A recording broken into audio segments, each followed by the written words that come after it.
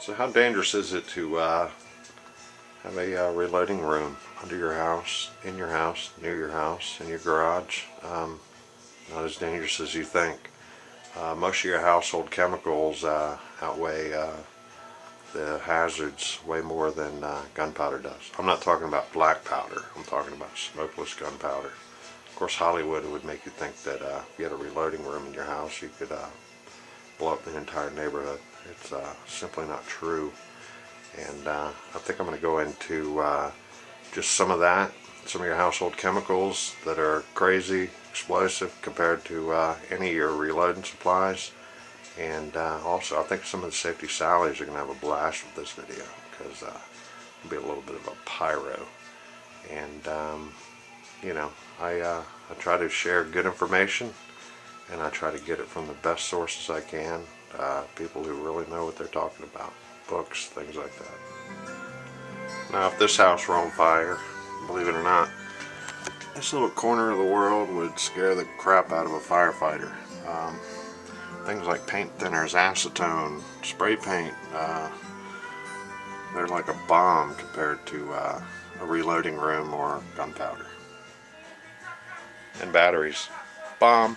Not so much those AGMs, but the flooded lead acid batteries that are in that box. That's why they're power vented to the outside. That's what took down the Hindenburg, remember? Oxyacetylene. Ooh, fire, no good. Bomb, boom. The propane tank in your grill, even the bottle shut off. You get a fire, boom. And cans of gasoline, especially when you're talking about aviation fuel, that's pretty much a bomb too. And on the other hand, diesel fuel, not a big deal. It is an accelerant. I mean, it does burn for sure. It takes a little bit to get it burning, and believe it or not, it takes a little bit to get gunpowder burning too. We're not talking about black powder at all in this video. Alright, so let's go into some of this and why it doesn't really bother me at all to keep kegs of powder and, you know, loaded ammo everywhere, and even a loaded rifle. This also applies to all this. And I'm going to start by debulleting some of my reloading rejects over the years, or, you know, some of it is, some of it isn't. And we'll start with that little pile there. Alright, there's two ways of disposing of live ammunition.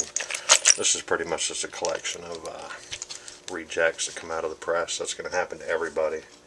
You know, whether it's you know, primer fall apart, or misfires, you know, more primer things, cases getting peeled around like that. And to take them apart, you use a kinetic bullet puller. First time somebody introduced me to one of these years ago, I was like, do what? You gotta be kidding me. Alright, so I'm going to, this is a 308 case. It's primer's not seated right, kind of got peeled back. And I'm going to load it into the bullet puller here. First time I did this, I was like, no way, no way. And this also helps you when you're reloading them to, you know, tell how well you crimped them and things like that. But anyway, you just start hitting it until you hear the bullet come out. And it just came out there. And I already did one just a few minutes ago, or a minute ago. And I can actually reuse those heads. You know, they got a little bit of a dent in them, but I can reuse them. Now for a 308 with a struck primer. Didn't go off. There, came out there. Case out. And dump it in. And you see that's a different kind of powder there. Alright, so I got 3 rounds of 308. One with stick powder, one with ball powder. The question is, how flammable is this stuff? Let's get a lighter.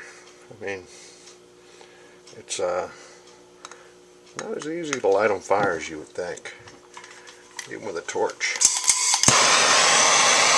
And it will go. When it goes, it looks like that. you know, which really wasn't that big of a deal. It surely didn't go boom, nothing like that. So I choose to disassemble the ammunition. Another way you can do it is to actually burn it, believe it or not. A buddy of mine, SoCal Prepper, sent me this last Christmas, and I have read this before, but I hadn't read the way this one's written. This one's a little surprising. I don't know if you can read that, but I'll read it to you. Burning will destroy old sporting ammunition safely. To do this, place the ammunition and its package on a metal grate in an outdoor fire pit with plenty of fuel for wood, or wood for fuel. Wear safety glasses, ignite the wood, and stand back about 25 feet. You'd think they'd say 100 feet. But anyway, as the heat ignites the primers and the propellant, there will be many popping noises and small flare-ups. However, these are not dangerous. Allow the fire to burn out and cool. Any remaining parts can be discarded in the trash or taken to scrap metal dealer. Never burn old ammunition with propellants or primers indoors. I guess that's a good tip. Do not burn military ammunition, as such cartridges may have energetic fillers in them. That's somewhat true, and I also understand never burn any 22 rimfire. I heard the casing and the heads can actually blow both ways. If anybody knows that for sure, let me know. That's just what I heard. Now, don't get me wrong here. I am all about safety. Try to keep you guys safe. You know, I'm a bit of a chemist. I like to experiment. I like to keep it safe. And I also like to keep you guys safe. Just a sitting here. I'm mixing up a little old potion that's going to make it to where I can make every woman in the world want to tug on my... So, as soon as I'm done with it, I'll come in there in the bedroom with you and try a little bit of it out on you. Yes, sir. So you go on back in there and get your britches off.